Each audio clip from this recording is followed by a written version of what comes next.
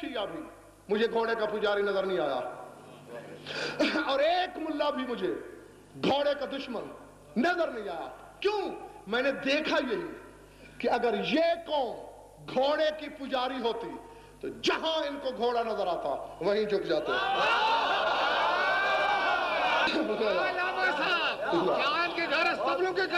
ٹھیک ہے نا؟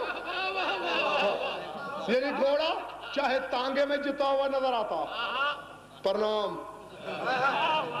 استبل میں نظر آتا، سجدہ سلام، کسی سوار کی سواری میں نظر آتا، وہاں جھکتے۔ میں نے دیکھا ہزاروں لاکھوں گھوڑے دائیں بائیں سے گزر رہے ہیں، کوئی شیعہ ہانک اٹھا کے دیکھتا تک نہیں۔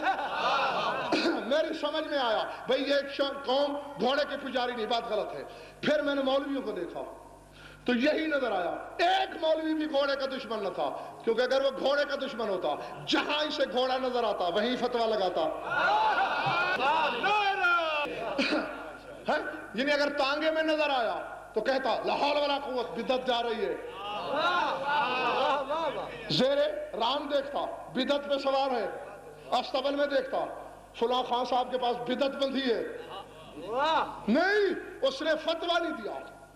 شیعہ نے پوجا کب اور مولوی نے فتویٰ کب دیا؟ میری قوم اس وقت جھکی جب گھوڑے کی نسبت ہوئی حسین کی طرف، اور فتویٰ بھی کب لگایا گیا؟